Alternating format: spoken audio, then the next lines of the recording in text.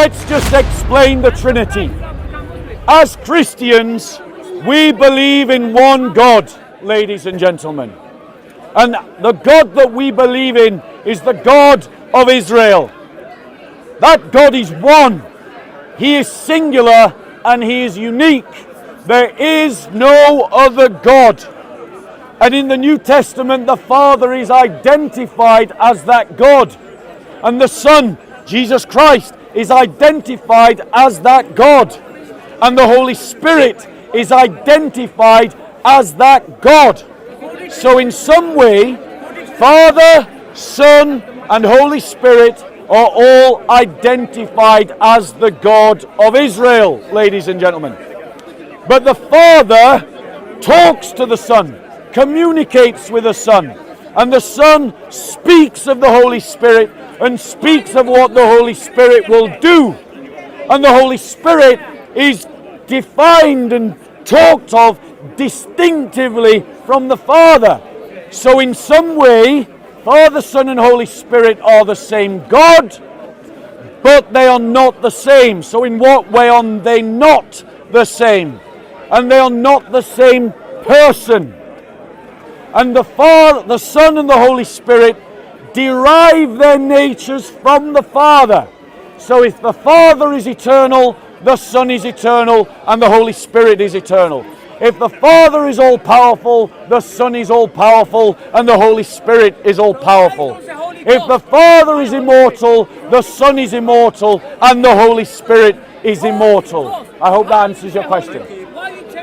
Go on. According to the Christian faith, what's the definition and characteristics of what a prophet is? So, according to the Christian faith, the characteristics of the prophets are that they come in the name of Yahweh, not Allah, not Krishna, not Buddha, but in the name of Yahweh.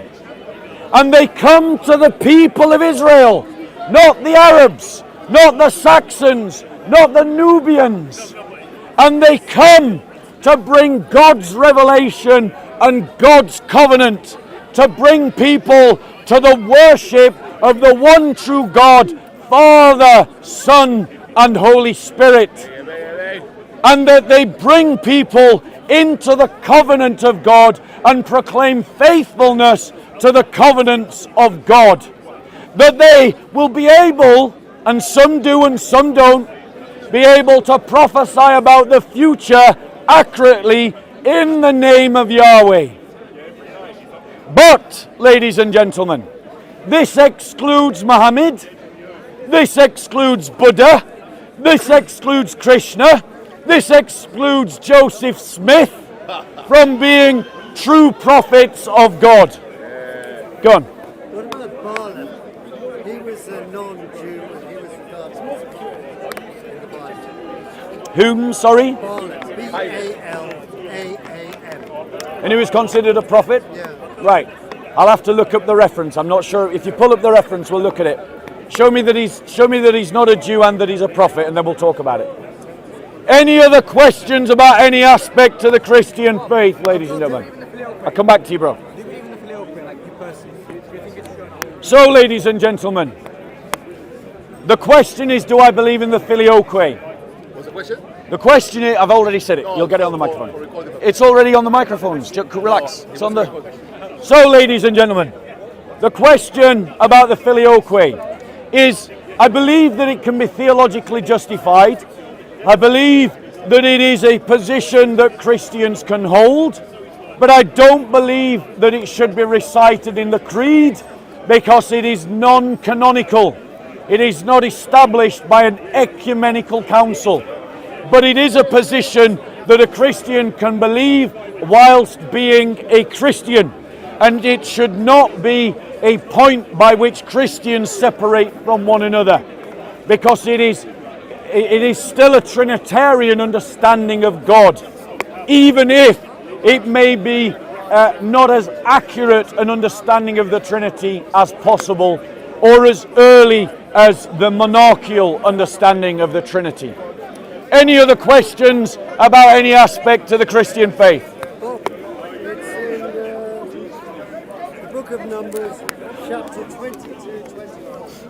Book of Numbers, chapter 2, 24. Let's go there. 22. Are you a Jew yourself? While I'm looking for it, just out of interest, why do all your questions revolve around the Jews? I went to Crowley, you bastard! I'm curious. Well, they are the roots of Christianity True. and Islam. No, they're not the root of Islam. That's to misread history. Well, the Jews would disagree with you. And they would be wrong. They can also be wrong historically. I'd agree with you, but then we'd both be wrong. Right. Numbers 22, what passage, please?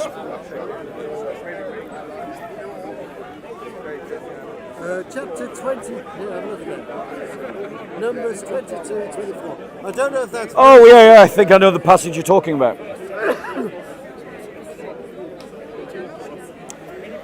But God was angry because he was going. The angel of the Lord took his stand in the way of adversity against him. Now he was riding on his donkey, and his 2 servants were with him. When the donkey saw the angel of the Lord standing in the way with a drawn sword in his hand, the donkey turned off from the way and went into the field. But Balaam struck the donkey to turn her back into the way. Then the angel of the Lord stood in the narrow path. Sorry, did you say 22, 24? Yeah, that's the one. Sorry, where's the bit about him not being a Jew? That would be before. That's the bit I need to see. Where's the bit about him not being a Jew?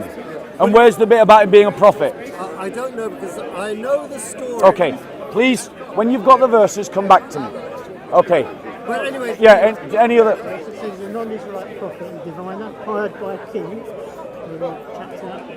Okay, right. I'm gonna, brother. He's shown me on AI, so I'm just going to accept it for that sake. But the point is, within Israel, the prophets, the question that was being asked was by a Muslim who was wanting to try and shoehorn Muhammad into the passage. But in terms of prophets, Balaam was a prophet within the confederacy of Israel. Who did he speak to? Did he speak to the Israelites? Yeah, he spoke. Let me finish. He was operating within Israel. It's an Israel-centered story. And so even though he wasn't a Jew, many of the people that came out in the Exodus, if you read it carefully, many of the people that came out in the Exodus were not born Jews, but they were attached to Israel. And there are many, and in the scriptures in the Old Testament law, it talks about the foreigner amongst you. And so they were within the confederacy of Israel. It's a foreshadowing of the new covenant. And the idea that your sons and your daughters will prophesy in my name, which is a prophecy to all the Gentiles as well as to the people of Israel. And so this prophet, even though I accept that he's not a Jew, he was operating within the Israelite confederacy. He was working amongst the Jewish people. He was, in a sense, a subject of the Israeli king, and thus a subject of Israel's law, where the Spirit of God was moving amongst. So that's my reply. I mean, it's a long time since I heard this, so it's just really... Brother, let me take another question. I'm just doing questions, bro. Any other question about any aspect of the Christian faith? Do you believe in the Deuterocanonical, like the prophet, the King of Israel? So yes, I believe in the Deuterocanonical texts. However, a Christian can be a Christian and not believe in the Deuterocanonical text, because your belief or non-belief in the Deuterocanonical text is not what defines you as a Christian.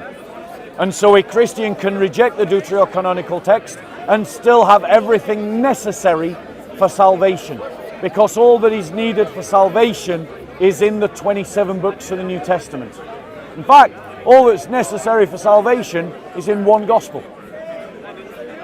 Any other questions on any aspect of the Christian faith? If